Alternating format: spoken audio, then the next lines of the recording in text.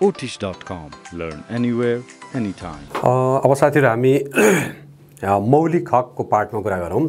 हाम्रो संविधानको भाग 3, यो भाग 3 मा मौलिक हक सम्बन्धी व्यवस्था रहेको छ है। मौलिक हकको प्रावधान भाग 3 मा राखेको छ। अथवा अझ बुझौं कि भाग 3 मा मौलिक हक तथा नागरिकका कर्तव्यहरू भन्ने छ। हक र कर्तव्य। त्यसमा मौलिक हक भन्यो भने संविधानको धारा 16 बाट सुरु हुन्छ र धारा 16 देखि धारा 46 सम्म है। संविधानको धारा 16 बाट 46 सम्म मौलिक हक सम्बन्धी व्यवस्था रहेको पाउँछौं हामीले। तर संविधानको भाग 3 लाई हेर्यो भने धारा 16 देखि 48 सम्म देखिन्छ। धारा 47 र धारा 48, 47 र 48 को प्रावधान चाहिँ मौलिक हकको प्रावधान होइन। मौलिक हकसँग त्यसको सीधा सम्बन्ध छैन। मौलिक हक भन्यो भने धारा 16 मा सम्मानपूर्वक बाँच्न पाउने हक देखि लिएर धारा 46 मा संवैधानिक उपचारको हक हैन, सम्मानपूर्वक बाँच्ने हकदेखि धारा 46 मा गएर संवैधानिक उपचारको हकसम्म जम्मा 31 वटा हामीले मौलिक हकका कुरा गर्यौं भने 31 वटा मौलिक हकहरूको व्यवस्था रहेको छ। यहाँले यसबाट प्रश्न बनाएको छ हामीले, संविधानमा कतिवटा मौलिक हकको व्यवस्था भएको छ त भनेपछि भने 29, 30, 31, 32 हैन, यस्ता कुरा राख्यो भने हामीले हक चाहिँ कति रहेछन् भन्दाखेरि 31 वटा मौलिक हकहरूको व्यवस्था रहेको छ। अब मौलिक हकमा साना साना कुराहरूलाई ध्यान दिएर हेर्नु पर्यो हैन। धारा 16 मा के भनेको छ भने प्रत्येक व्यक्तिलाई सम्मानपूर्वक बाँच्न पाउने हक हुन्छ। सम्मानपूर्वक बाँच्ने हक धारा 16 मा छ। त्यहाँ भनियो प्रत्येक व्यक्तिलाई सम्मानपूर्वक बाँच्न पाउने हक हुन्छ। कसलाई? प्रत्येक व्यक्तिलाई। यहाँ नागरिकलाई मात्रै होइन हैन, नेपालीलाई मात्र होइन, नेपाली वा विदेशी जोसुकै होस्, प्रत्येक व्यक्तिलाई सम्मानपूर्वक बाँच्ने हक हुन्छ। राज्यले कसैलाई पनि मृत्युदण्डको सजाय दिने गरी कानुन बनाउन पाउने छैन। राज्यले कसैलाई पनि मृत्युदण्ड है, डेथ पेनल्टी को पनिशमेन्ट दिने गरी कानुन बनाउन नपाउने व्यवस्था राखिएको छ। अब मैले यसलाई के भन्न खोजेको भने भले प्रश्न यस्तो बन्न सक्छ,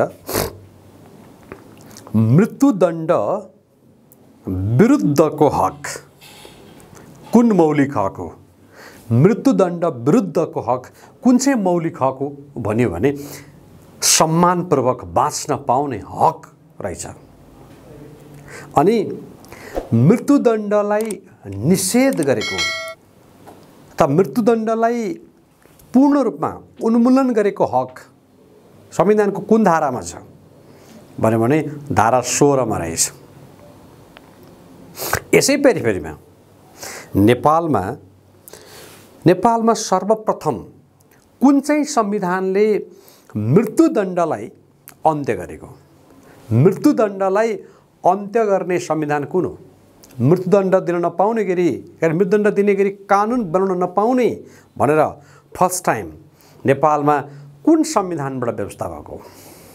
त्यस्तो प्रश्न राख्यो भने हेरिराख्नुलाई सम्झिनलाई यहाँहरूलाई म भन्दैछु, नेपालमा 2047 सालको संविधानले 2047 सालको संविधानले मृत्युदण्डलाई अन्त्य गराइदियो। मृत्युदण्डको व्यवस्था अन्त्य गरेको चाहिँ यो 47 सालको संविधानबाट रहेछ। याद गर्नु होला है। नभए 47 सालभन्दा पहिला पास्टमा हेर्नुहुन्छ भने नेपालमा मृत्युदण्ड दिन पाउने त्यस्तो कानुन थियो हैन, संविधानबाट निषेध गरिएको थिएन रहेछ। ल अब यसैगरी हामीले अर्को हेर्दै जाउँ। नेपालको संविधानमा कतिदेखि कति धारासम्म मौलिक हकको व्यवस्था छ भन्यो भने हामीले अघि भनिसकेका छौँ 16 देखि 46 सम्म हाम्रो अप्सन क मा हामी देखिरहेका छौँ। यो 16 देखि 46 है अप्सन क नम्बरमा व्यवस्था रहेछ।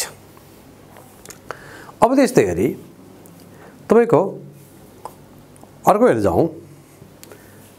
नेपालको संविधानमा स्वतन्त्रताको हक अन्तर्गत तलका मध्ये कुन व्यवस्था रहेको छैन?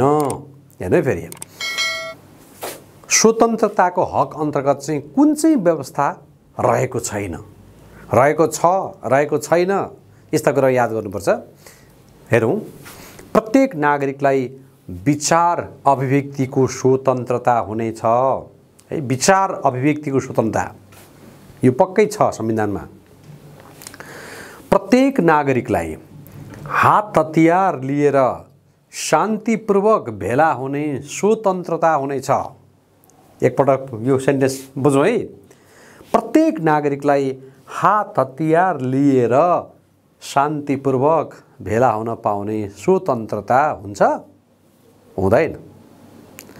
हाम्रो संविधानले के भन्छ भने बिना हात हतियार शान्तिपूर्ण, बिना हात हतियार भाइ, बिना हात हतियार शान्तिपूर्ण भेला हुन पाउने स्वतन्त्रता प्रत्येक नेपाली नागरिकको मौलिक हक हो।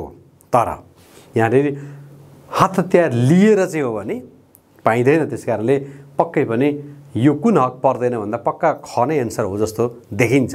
अझै हेरौँ हो कि होइन। ग नम्बरमा प्रत्येक नेपाली नागरिकलाई राजनीतिक दल खोल्ने स्वतन्त्रता हुन्छ। यस, हामी नेपालका राजनीतिक दल नागरिकलाई पोलिटिकल पार्टी खोल्न पाउने हाम्रो स्वतन्त्रता छ। राइट, यो हो, छँदैछ। घ नम्बरमा कुनै नेपाली नागरिकलाई कुनै सङ्घ संस्था खोल्ने स्वतन्त्रता हुन्छ। ए ठिक छ, हाम्रो नेपाली नागरिकहरूलाई सङ्घ संस्था खोल्न पाउने हक पनि छँदैछ। भन्दाखेरि कुन चाहिँ हक पर्दो रहेछ भन्यो भने हामीले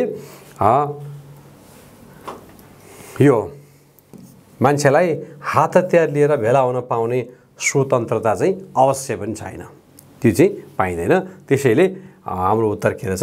एन्सर खमा रहेछ होइन। हामीले यो बुझिहाल्यौँ। अर्कोमा जाउँ। यो हात हतियार लिएर भेला हुन पाउने कुरा भएन। सरी। अब नेक्स्ट क्वेसन हेरौँ। मौलिक हक र धाराका बीचमा जोडा मिलाउनुहोस् है। तल कुन कुन मौलिक हक कुन धारा सामेल छ, यसो यस्ता कुरा पनि अहिले यो खालको पनि प्रश्न सोध्ने एउटा ट्रेन्ड डेभलप भएको छ। त्यसो हुँदाखेरि जोडा मिलाउने खालको पनि हेर्नुपर्छ। भनेपछि कुन धारामा कुन हक छ भनेर पनि पढ्नु पर्यो तपाईँहरूले पढ्दाखेरि हैन। यहाँ मैले भने स्वतन्त्रताको हक, समानताको हक, भाषा संस्कृति सूचनाको हक, यी सबै हाम्रो मौलिक हक हुन्। यी कुनै न कुनै धारासँग छन्। सो सम्झिनु कुनै कुनै जान्ने एउटा सजिलो पनि हुन्छ, एउटा थाहा छ भने अर्को छिटो याद पनि गर्न सकिन्छ क्या।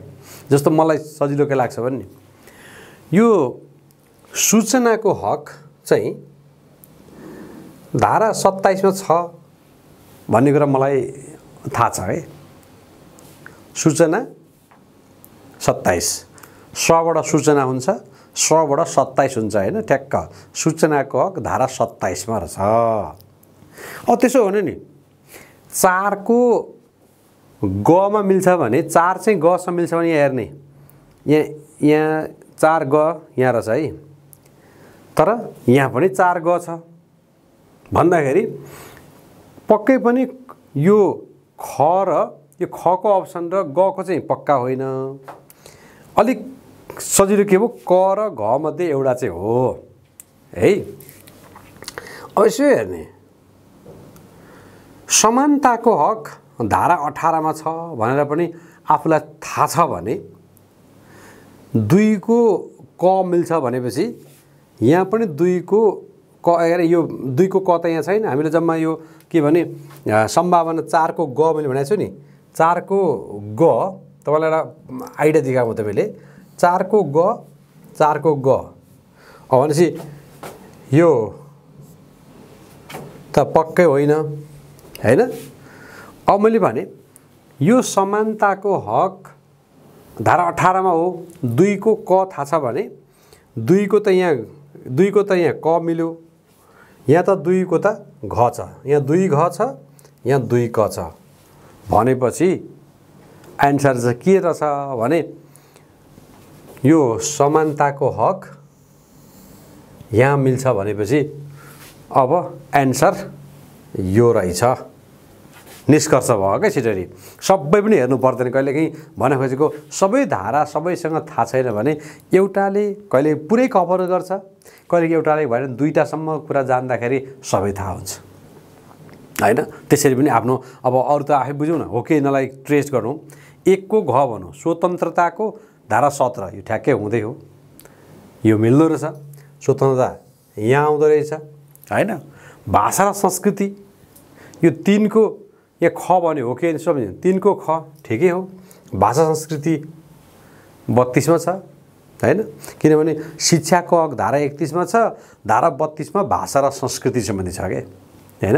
त्यसो भनेपछि अर्को सूचनाको हक अघि मैले भनिसकेँ नि यहाँनेरि छ, सबै छ, मिल्न पुग्यो भन्दा हाम्रो एन्सर यो करेक्ट हैन। ओके, अब हामीले यसभन्दा यस्तै गरी अर्को हेरौँ त। भाषा तथा संस्कृतिको हक अन्तर्गत तलका मध्ये कुन व्यवस्था उल्लेख गरिएको छ? भाषा र संस्कृतिको हकमा के कुरा उल्लेख होला? त्यो कहिलेकाहीँ संविधानका धाराहरू पनि पढिराख्नु पर्यो कि। यो भन्यो कि प्रत्येक व्यक्ति र समुदायलाई आफ्नो भाषा प्रयोग गर्ने हक हुनेछ। सो हेऱ्यौँ अन्दाज गर्दा यो ठिकै हो जस्तो लाग्छ। प्रत्येक व्यक्ति र समुदायलाई आफ्नो समुदायको सांस्कृतिक जीवनमा सहभागी हुन पाउने हक हुन्छ। ग नम्बरमा नेपालमा बसोबास गर्ने प्रत्येक नेपाली समुदायलाई आफ्नो भाषा, लिपि, संस्कृति, सभ्यता र सम्पदाको सम्वर्धन, संरक्षण गर्ने हक हुन्छ। माथिका सबै व्यवस्था उल्लेख गरिएका छन्। यसो हेरौँ के हुन सक्ला, आफूलाई के लाग्छ?